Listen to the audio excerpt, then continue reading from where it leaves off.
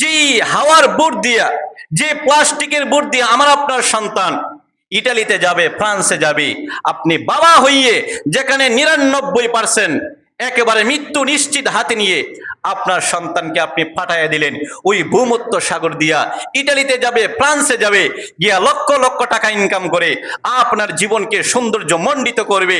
আপনি হয়তো দুনিয়ার জমিনের মধ্যে ভালোভাবে চলতে পারবেন, কিন্তু এমনও তো হতে পারে আপনার এই সন্তানটা ভূমধ্য সাগরে গিয়া মাছের পেটে চলে যেতে পারে। কথা বলেন ঠিক?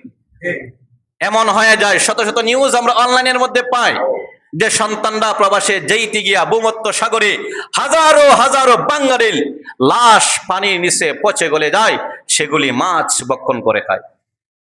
অতএব আমরা অভিভাবক, এই যে আমার সন্তানটাকে ইটালি ফ্রান্সে পাঠানোর উদ্দেশ্যে মৃত্যুর মুখে আমি তাকে ঠেলে দিলাম, মৃত্যুর মুখে জীবন দিয়া টাকা ইনকাম করা, এটা ইসলাম কোশ্চিনকালেও সাপোর্ট করে না।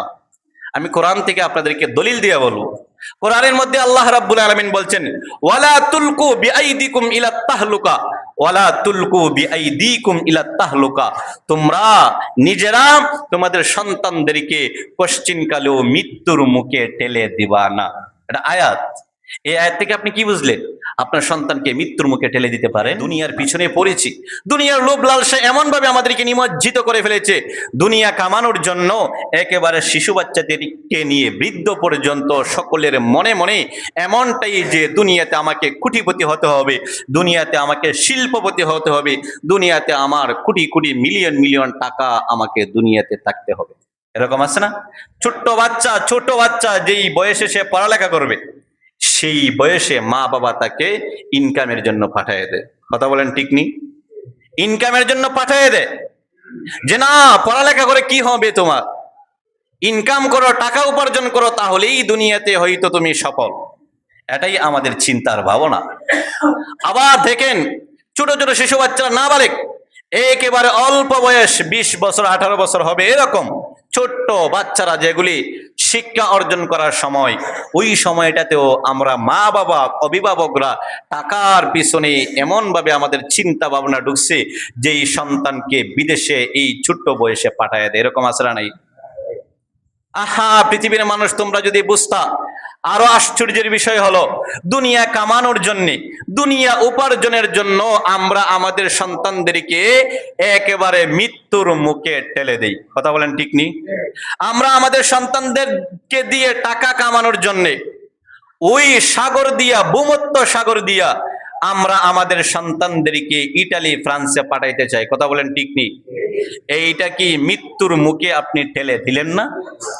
যে হাওয়ার বুট দিয়া, যে প্লাস্টিকের বুট দিয়ে আমার আপনার সন্তান ইটালিতে যাবে, ফ্রান্সে যাবে, আপনি বাবা হইয়ে যেখানে 99% একেবারে মৃত্যু নিশ্চিত হাতে নিয়ে আপনার সন্তানকে আপনি পাঠাইয়া দিলেন ওই ভূমধ্য সাগর দিয়া ইটালিতে যাবে, ফ্রান্সে যাবে, গিয়া লক্ষ লক্ষ টাকা ইনকাম করে আপনার জীবনকে সৌন্দর্য মণ্ডিত করবে। আপনি হয়তো দুনিয়ার জমিনের মধ্যে ভালোভাবে চলতে পারবেন, কিন্তু এমনও তো হতে পারে আপনার এই সন্তানটা ভূমধ্য সাগরে গিয়া মাছের পেটে চলে যেতে পারে। কথা বলেন ঠিক? এমন হয়ে যায়, শত শত নিউজ আমরা অনলাইনের মধ্যে পাই যে সন্তানরা প্রবাসে যেইতে গিয়া ভূমধ্য সাগরে হাজারো হাজারো বাঙালির লাশ পানির নিচে পচে গলে যায়, সেগুলি মাছ ভক্ষণ করে খায়। অতএব আমরা অভিভাবক, এই যে আমার সন্তানটাকে ইটালি ফ্রান্সে পাঠানোর উদ্দেশ্যে মৃত্যুর মুখে আমি তাকে ঠেলে দিলাম, মৃত্যুর মুখে জীবন দিয়া টাকা ইনকাম করা, এটা ইসলাম কোশ্চিনকালেও সাপোর্ট করে না। আমি কোরআন থেকে আপনাদেরকে দলিল দিয়ে বলবো। কোরআনের মধ্যে আল্লাহ রাব্বুল আলামিন বলছেন, ওয়ালা তুলকু বিআইদিকুম ইলা তাহলুকা, ওয়ালা তুলকু বিআইদিকুম ইলা তাহলুকা, তোমরা নিজেরা তোমাদের সন্তানদেরকে কোশ্চিনকালেও মৃত্যুর মুখে ঠেলে দিবা না। এটা আয়াত। এই আয়াত থেকে আপনি কি বুঝলেন? আপনার সন্তানকে মৃত্যুর মুখে ঠেলে দিতে পারেন না। সেখানে 99% শিওর মৃত্যু। যদি আল্লাহ রহম করে, আল্লাহ তো আমাদের প্রতি রহমান, সেই হিসেবে হয়তো সেখানে যখন যায় প্রত্যেকটা সন্তান এমন ভাবে আল্লাহর কাছে দোয়া করে, এমন ভাবে আল্লাহর কাছে দোয়া করে, চোখের পানি এমন ভাবে ছাড়ে, যখন ভূমধ্য সাগরে প্লাস্টিকের বোর্ডের মধ্যে ওঠে, হাওয়ার বোর্ডের মধ্যে ওঠে, তখন আমার এই ভাইয়েরা সন্তানরা এমন ভাবে হয়তো আল্লাহর কাছে দোয়া করে, যেই চক্ষু দিয়া পানি আসতে আসতে এক পর্যায়ে পানি শেষ হয়ে চক্ষু দিয়া রক্ত আসে, এমন অবস্থাতে হয়তো আল্লাহ তার দোয়াকে কবুল করে হয়তো এত বড় রিস্ক থেকে তাকে আল্লাহ বাঁচাইয়া দিল। কিন্তু আপনি আমি সেই কাজটা মোটেও ঠিক করলাম না। এরকম হয় না? এমন ভাবে দোয়া করে আল্লাহ, যেই চোখ দিয়ে পানি আসতো পানি শেষ হয়ে যায়, চোখ দিয়ে রক্ত আসার উপক্রম। আজ থেকে সপ্তাহখানেক আগে আমাকে লিবিয়া থেকে একজনে ফোন দিছে, দিয়ে বলছে, ভাই আজ থেকে সপ্তাহখানেক আগে লিবিয়া থেকে আমাকে একজন ফোন দিছে, ভাই আমরা গেইমের ঘরের মধ্যে আছি, খাবার এক বেলা পাইলে আর এক বেলা পাই না, ভাই আল্লাহ কা ওয়াস্তে আপনি আপনার মুসল্লিদেরকে নিয়ে, ছাত্রদেরকে নিয়ে দোয়া করবেন, হয়তো আশা করি আপনাদের দোয়া আল্লাহ তাআলার কাছে কবুল হয় আর আল্লাহ আমাদেরকে সুস্থভাবে পৌঁছাইয়ে দেবে।